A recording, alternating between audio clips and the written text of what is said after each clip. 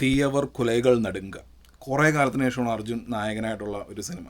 പുള്ളി ഇപ്പോൾ സൈഡ് റോളിലേക്ക് തിരിഞ്ഞ പിന്നെ ഇങ്ങനെ നായകനായിട്ടുള്ള പടങ്ങൾ അധികം വരുന്നില്ല. പിന്നെ ഈ സിനിമ ഞാൻ ശ്രദ്ധിക്കാൻ കാരണം ഇത് തമിഴിലും തെലുങ്കിലും ഒരേ സമയം വരുന്ന റിലീസ്. അപ്പോൾ അതിൻ്റെ റിലീസിൻ്റെ പ്രൊമോഷണൽ ഇവൻറ്റിൽ ഇതിലെ നായികയായിട്ടുള്ള ഐശ്വര്യ രാജേഷ് ഇത് ചെന്നൈയിൽ ആക്ച്വലി നടന്ന ഒരു സംഭവമാണ്. ആ സംഭവത്തെ ആധാരമാക്കിയാണ് ഈ സിനിമ എടുത്തിരിക്കുന്നത്.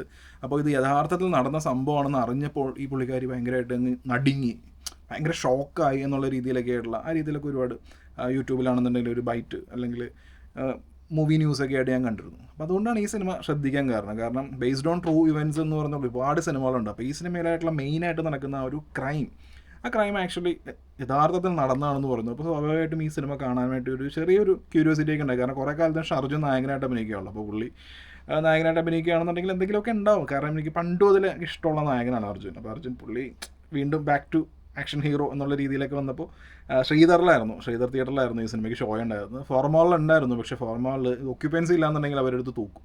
പക്ഷേ ശ്രീധറിൽ എങ്ങനെ വന്നാലും ആൾക്കാർ വരും. കാരണം ആ ഒരു ഏരിയ അതായതുകൊണ്ടും അവർക്ക് എങ്ങനെയെങ്കിലുമൊക്കെ ആ ഒരു 10 പേരൊക്കെ ആ സമയമൊക്കെ ആകുമ്പോഴേക്കൊക്കെ വന്ന് ഇപ്പോൾ സീലോഡിൽ 2 അടിച്ച് കഴിഞ്ഞിട്ട് പിന്നെ ശ്രീധറിൽ പടം കാണാൻ പോകുന്നവരൊക്കെ എങ്ങനെ വന്നാലും ഒരു 10 പേരൊക്കെ ആയിട്ട് തികയും. അപ്പം അങ്ങനെ ശ്രീധറിൽ ഞാൻ ഈ പടം കണ്ടു. അപ്പോൾ ഈ തീയവർ കുലകൾ നടുങ്ക എന്ന് പറയുന്ന ഈ സിനിമയുടെ ഓപ്പണിംഗ് സീക്വൻസ് എന്ന് പറയുന്നത് ചെന്നൈ OMR റോഡിൽ ഒരു ഈ നോവലിസ്റ്റിനെ ഒരാൾ ഹെൽമെറ്റൊക്കെ വെച്ച്, അതായത് മുഖം മറച്ചിട്ടുള്ള ഒരാൾ ഭയങ്കര ക്രൂരമായിട്ട് കൊല്ലുന്ന ആ ഒരു സീക്വൻസൊക്കെയാണ് വരുന്നത്. അത് കഴിഞ്ഞിട്ട് പിന്നെ അതൊരു അന്വേഷണമാണ്, ഇൻവെസ്റ്റിഗേഷൻ ത്രില്ലറാണല്ലോ. അപ്പോൾ അർജുനാണ് പോലീസുകാരനായിട്ട്. അപ്പോൾ അർജുൻ്റെ അന്വേഷണം നടക്കുന്നതിൻ്റെ കൂട്ടത്തിൽ തന്നെ നമുക്ക് ഈ സിനിമയിൽ ഒരു ലവ് ട്രാക്ക് കാണാം. അത് ഐശ്വര്യ രാജേഷാണ്. പിന്നെ ഒരു നായകനുണ്ട്, പുള്ളിയുടെ പേരെനിക്കറിയില്ല.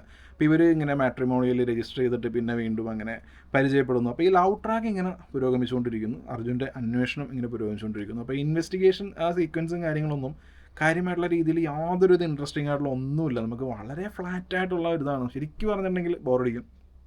അപ്പോൾ അതിൻ്റെ ഇടയിൽ ലവ് ട്രാക്ക് വരുന്നുണ്ട്, ലവ് ട്രാക്കിൻ്റെ ഇടയിൽ പാട്ടുകൾ വരുന്നുണ്ട്. ഒട്ടും ഇൻട്രസ്റ്റിംഗ് ആയിട്ടില്ലാത്ത, അതായത് നമ്മൾ ഈ കാണുന്നത് 10-20 കൊല്ലം മുമ്പുള്ള, അതായത് അർജുൻ്റെയൊക്കെ ഒരു പ്രൈം ടൈമിലൊക്കെ നായകനായിട്ടുണ്ടാവുന്ന ആ സിനിമകളുണ്ടല്ലോ, അത് ഇതിലും എൻഗേജിങ് ആയിരുന്നു. അപ്പോൾ അതിലും ശോകമായിട്ടുള്ള ഒരു നരേഷൻ, ആ രീതിയിലാണ് ഈ സിനിമ ഇങ്ങനെ മുമ്പോട്ട് പോകുന്നത്. അപ്പോഴേക്കും ഏകദേശം ഒരു ഇൻ്റർവെല്ലൊക്കെ അടുത്ത് പറയായി.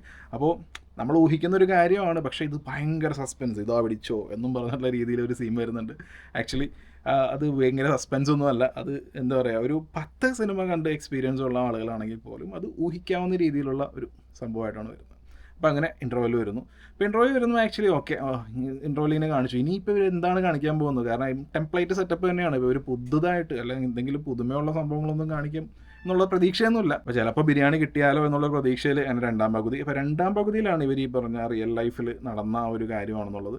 ആ ഒരു സീക്വൻസ് കാണുമ്പോൾ നമുക്ക് മനസ്സിന് ശരിക്കും പറഞ്ഞൊരു സങ്കടമൊക്കെ തോന്നും. കാരണം ഇങ്ങനെ ഒരു കാര്യം ശരിക്കും നടന്നിട്ടുണ്ടോ എന്ന് അറിയുമ്പോൾ അതൊരു അത്ര പ്ലസൻ്റ് അല്ലാത്ത, മനസ്സിനെയൊക്കെ വളരെയധികം വിഷമിപ്പിക്കുന്ന ഒരു കാര്യമാണ്. അപ്പോൾ ആ സംഭവമാണ് ഈ സിനിമയിൽ ആ ഒരു മെയിൻ ഒരു ക്രൈമായിട്ട് കാണിച്ചിരിക്കുന്നത്. അപ്പോൾ അതിന് ശരിക്കും പറഞ്ഞിട്ടുണ്ടെങ്കിൽ റിയൽ ലൈഫിൽ നമുക്ക് പോയറ്റിക് ജസ്റ്റിസ് ഒന്നുമില്ല, പക്ഷേ സിനിമയുടെ കാര്യത്തിൽ നമുക്ക് പോയറ്റിക് ജസ്റ്റിസ് ഉണ്ടാവും. ഒരു ക്രൈം നടക്കുന്നു, ആ ക്രൈമിന് നമുക്ക് നീതി കിട്ടിയില്ല എന്നുണ്ടെന്നുണ്ടെങ്കിൽ പ്രതികാരം ചെയ്യാൻ വേണ്ടി ആളുകൾ വരുന്നു, കുറ്റം ചെയ്തവരെല്ലാവരും ഓരോരുത്തരായിട്ട് കൊല്ലുന്നു. ആ രീതിയിലുള്ള കൈൻഡ് ഓഫ് ഒരു റിവെഞ്ച് സ്റ്റോറിയിലേക്കാണ് ഈ സിനിമ പോകുന്നത്. എനിക്ക് നടന്ന ഒരു സംഭവത്തിലുള്ള കുറ്റക്കാർക്ക് അവർക്ക് ശരിക്കുള്ള ശിക്ഷ കിട്ടിയോന്നൊന്നും അറിയില്ല, പക്ഷേ ഈ സിനിമയിൽ പോയറ്റിക് ജസ്റ്റിസ് ഉണ്ട്. നല്ല സിനിമയുടെ ഒരു ബ്യൂട്ടി എന്ന് പറയുന്നത് പോയറ്റിക് ജസ്റ്റിസ്. അപ്പോൾ ഇതിനകത്ത് പോയറ്റിക് ജസ്റ്റിസ് പോലെ വരുന്നുണ്ട്. സ്ഥിരം ടെംപ്ലേറ്റ് സെറ്റപ്പ്. ഞാനിപ്പോൾ പറയുന്നത് കേട്ടിട്ട് നിങ്ങൾ ഇതെന്താണ് ഇയാൾ മുഴുവൻ സ്പോയിലറൊക്കെയാണല്ലോ പറയുന്നത്, അങ്ങനെയൊക്കെ നിങ്ങൾക്ക് തോന്നിയാണ് ണ്ടെങ്കിൽ ഐ ബെറ്റ് നിങ്ങൾ ഈ സിനിമ കണ്ടു കഴിഞ്ഞിട്ടുണ്ടെന്നുണ്ടെങ്കിൽ നിങ്ങൾക്ക് ഈ സിനിമയിൽ എന്തൊക്കെ നടക്കും, അടുത്തുള്ള എന്തൊക്കെയായിരിക്കും തുടങ്ങിയ എല്ലാ കാര്യങ്ങളും നിങ്ങൾക്ക് സിമ്പിളായിട്ട് ഊഹിക്കാൻ പറ്റും. അതിന് വെറും 10 സിനിമ കണ്ട എക്സ്പീരിയൻസ് മതി. ഉറപ്പായിട്ട് പറഞ്ഞു, അത്രയ്ക്കും ടെംപ്ലേറ്റ് ആയിട്ടുള്ള വളരെ ഫ്ലാറ്റ് ആയിട്ടുള്ള ഒരു സിനിമയാണ്. പിന്നെ അർജുൻ ഈ സിനിമയിൽ എന്തുകൊണ്ട് ഹീറോ ആയെന്ന് ചോദിച്ചിട്ടുണ്ടെങ്കിൽ ചിലപ്പോൾ പുള്ളിയുടെ ആ ഒരു സ്ഥിരം ആ ഒരു മാനറിസമുള്ള തെറിക്ക് ഇതൊക്കെ പറഞ്ഞ് സർ നിങ്ങൾക്ക് അതായത് ഒരു ലിഫ്റ്റിൽ ഒരു ഫൈറ്റ് സീൻ ഉണ്ട്, നമ്മുടെ ക്യാപ്റ്റൻ അമേരിക്ക അതുപോലുള്ള ഒരു ലിഫ്റ്റിൽ ഒരു കിടിലൻ ഫൈറ്റ് സീൻ ആയിരിക്കാം, അങ്ങനെ ഒരു സംഭവമുണ്ട്. പിന്നെ ക്ലൈമാക്സിലും നിങ്ങൾക്ക് ഒരു ഫൈറ്റ് ഉണ്ട് എന്നൊക്കെ പറഞ്ഞപ്പോൾ അങ്ങനെയൊക്കെ പറഞ്ഞ് പുള്ളിനെ ഇമ്പ്രസ് ചെയ്യിപ്പിച്ചതായിരിക്കാം. പിന്നെ ഐശ്വര്യ രാജേഷ് കാര്യം പറയുകയാണെന്നുണ്ടെങ്കിൽ പുള്ളിക്കാരി ഇതിനകത്ത് ഒരു മാർഷൽ ആർട്സ് ഒക്കെ പഠിക്കുന്ന ഒരു ക്യാരക്ടറായിട്ടാണ്. അപ്പോൾ പുള്ളിക്കാരിക്കും ഇതിൽ ആക്ഷൻ സീക്വൻസ് ഉണ്ട്. അപ്പോൾ അത് ഈ ഫൈറ്റ്, അതിൻ്റെ സ്റ്റേജിങ്, അതിൻ്റെ തുടങ്ങിയ കാര്യങ്ങളൊക്കെ ഭയങ്കര ബോറാണ്. ഇതിനകത്തൊരു ജസ്റ്റിഫിക്കേഷൻ കൊടുക്കുന്നുണ്ട്, നായിക ഇന്ന പോലെ ഒരു ആളാണ്, മാർഷൽ ആർട്സ് ഒക്കെ പഠിക്കുന്ന ആളാണ്, അതുകൊണ്ട് ഫൈറ്റ് ഉണ്ടാവും എന്നുള്ള രീതിയിലൊക്കെ. പക്ഷേ ഈ സീൻസ് എടുത്തു വെച്ചിരിക്കുന്നതുണ്ടല്ലോ, അത് മഹാബോറാണ്. ഇപ്പോൾ നമുക്ക് ക്രാക്ക് എന്ന് പറഞ്ഞ പടത്തിൽ അതിനകത്ത് ശ്രുതി ഹാസൻ്റെ ആ ഒരു ഫൈറ്റ് സീക്വൻസ് നമ്മൾ എക്സ്പെക്റ്റ് ചെയ്യുന്നില്ല. അത് പെട്ടെന്ന് വരുമ്പോൾ പിന്നെ ശ്രുതി നല്ല രീതിയിൽ അതിനകത്ത് ഫൈറ്റ് ചെയ്തിട്ടുണ്ട്. അപ്പോൾ ആ ഒരു സംഭവം വരുന്നുണ്ട്. അതിൻ്റെ മൊത്തത്തിലുള്ള സ്റ്റേജിങ്ങും ആക്ഷൻ കോറിയോഗ്രാഫിയൊക്കെ കൊണ്ട് നമുക്കതൊരു കൊള്ളാം എന്നുള്ളൊരു ആ ഒരു ഫീൽ നമുക്ക് ഉണ്ടാകുന്നുണ്ട്. പക്ഷേ അതിന് നേരെ ഓപ്പോസിറ്റായിട്ട് വളരെ മോശമായിട്ടുള്ള സ്റ്റേജിങ്, വളരെ ശോകം എന്ന് തന്നെ പറയാം. വളരെ ശോകമായിട്ടുള്ള ഒരു ആക്ഷൻ കോറിയോഗ്രാഫിയൊക്കെ ഉള്ള അങ്ങനത്തെ സീക്വൻസുകളൊക്കെയാണ് ഐശ്വര്യ രാജേഷിന് കൊടുത്തിരിക്കുന്നത്. അങ്ങനെയൊക്കെ പോകുന്ന പടത്തിൽ പെട്ടെന്ന് വീണ്ടും, അതായത് ഇൻ്റർവെൽ അങ്ങനെ അവസാനിക്കുന്നു, അതുപോലെ ഞങ്ങൾ അടുത്ത ഭയങ്കര വലിയൊരു ട്വിസ്റ്റ് നിങ്ങളുടെ മുമ്പിലേക്ക് ഇടുകയാണ് എന്നൊക്കെ പറയുന്നു.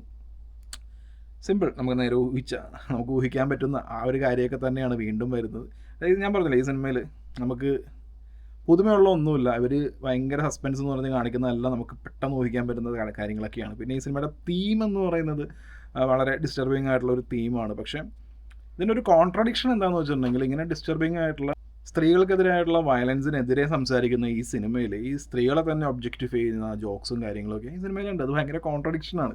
അതെനിക്ക് മനസ്സിലാവുന്നില്ല. തുടക്കത്തിൽ നായകൻ്റെ ഒരു കൂട്ടുകാരൻ ക്യാരക്ടറുണ്ട്, അയാൾ ഭയങ്കര മോശമൊക്കെയാണ് സ്ത്രീകളെക്കുറിച്ച് സംസാരിക്കുന്നത്.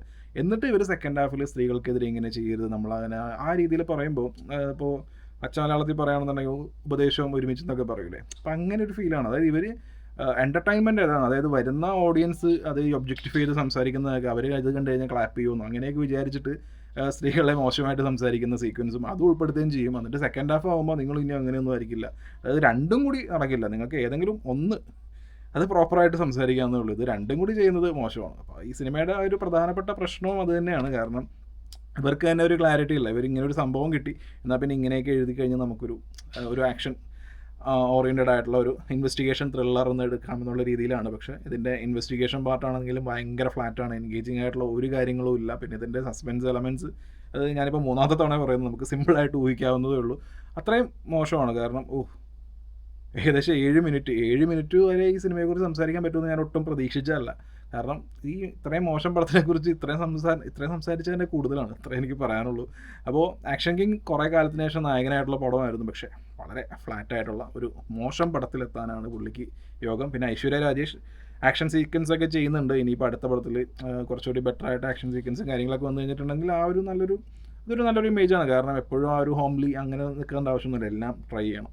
ഇപ്പോൾ ആക്ഷൻ സീക്വൻസൊക്കെ ഈ സിനിമയിൽ തുടങ്ങി വെച്ച സ്ഥിതിക്ക് കുറച്ചുകൂടി ബെറ്റർ ആയിട്ട്, കുറച്ചുകൂടി നല്ല അട്രാക്റ്റീവായിട്ട്, ഇപ്പോൾ ശ്രുതി ഹാസൻ ക്രാക്കിലൊക്കെ ചെയ്ത അതുപോലുള്ള ഒരു സിനിമത്തേക്ക് മാറിക്കഴിഞ്ഞിട്ടുണ്ടെങ്കിൽ കുറച്ചുകൂടി ബെറ്റർ ആയിരിക്കും. സോ തീയവർ കുലകൾ നടുങ്ങുക എന്നുള്ള സിനിമ വളരെ ഫ്ലാറ്റ് ആയിട്ടുള്ള എഴുത്തും, പിന്നെ ഇതിൻ്റെ ടെക്നിക്കൽ സൈഡൊക്കെ പറയുകയാണെന്നുണ്ടെങ്കിൽ ഒന്നും എടുത്ത് പറയത്തൊക്കെയില്ല. ഇതിൻ്റെ റെയിൻ സീക്വൻസ് ആണെങ്കിൽ ഞാൻ പറഞ്ഞില്ല, ആക്ഷൻ സീക്വൻസൊക്കെ വളരെ മോശമാണ്. ഇതിൻ്റെ colour grading, camera, sound mixing, അങ്ങനെയുള്ള ടെക്നിക്കലായിട്ട് തന്നെ ഒന്നും എടുത്ത് പറയത്തൊക്കെ ഒന്നുമില്ലാത്ത വളരെ ഫ്ലാറ്റായിട്ടുള്ള ഒരു ബിലോ ആവറേജ് എക്സ്പീരിയൻസ് ആണ് ഈ തീയവർ കുലകൾ നടുങ്ങുക എന്ന് പറയുന്ന ഈ സിനിമ. പിന്നെ ഞാൻ കണ്ടത് ശ്രീധറിലായതുകൊണ്ടും ശ്രീധറിലെ അവരുടെ സോണിയുടെ ഒരു പ്രൊജക്ടറാണ് അവിടെ ഇരിക്കുന്നത്. അപ്പോൾ വളരെ നീല നിറമായിരിക്കും. അപ്പോൾ ഇതിൻ്റെ ഈ നൈറ്റ് ഷോട്ട്സൊക്കെ കുറച്ച് കൂടുതലുള്ള പടമായതുകൊണ്ട് തന്നെ നല്ല രസമായിരുന്നു. അതായത് രാത്രിയാണ്, പക്ഷേ മുഴുവൻ ഇങ്ങനെ നീല നിറമായിരിക്കും. അപ്പം അങ്ങനെ ഒരു ഹൊറിബിൾ എക്സ്പീരിയൻസും കൂടി ആയി. അപ്പോൾ ശ്രീധറിൽ സിനിമ കാണാൻ പോകുന്ന ഒരു കാര്യം ശ്രദ്ധിക്കുക, അവതാറൊക്കെ റിലീസ് ആകുമ്പോൾ ശ്രീധറിൽ പോകരുത്. അവതാർ ഫസ്റ്റ് പാർട്ട് ശ്രീധറിൽ 4 മണിക്കൂറോളം ക്യൂ നിന്ന് കണ്ട ഒരാളാണ് ഞാൻ. അന്ന് ശ്രീധർ വേറെ ലെവലായിരുന്നു, ഇപ്പോൾ അങ്ങനെയല്ല. അവതാർ പോലുള്ള പടങ്ങളൊക്കെ ശ്രീധറിൽ കണ്ടു കഴിഞ്ഞിട്ടുണ്ടെങ്കിൽ പെട്ടു. കാരണം ഒറിജിനൽ കളേഴ്സ് അല്ല അവർ ആ പ്രൊജക്റ്റ് ചെയ്യുന്നത്. അത്രയും ശോകമായിട്ടുള്ള ഒരു തിയേറ്ററായി മാറി ശ്രീധർ. ഐക്കോണിക് തിയേറ്ററാണ് കൊച്ചിയിലെ ഐക്കോണിക് ആയിട്ടുള്ള ഒരു 5 തിയേറ്റർ എടുക്കാൻ പറഞ്ഞിട്ടുണ്ടെങ്കിൽ അതിലൊന്ന് ശ്രീധറാണ്. പക്ഷേ അവസ്ഥ ഇതാണ്, പറഞ്ഞിട്ടെന്താ കാര്യം. സോ ഇത്രയൊക്കെ ഉള്ളൂ. Thank you.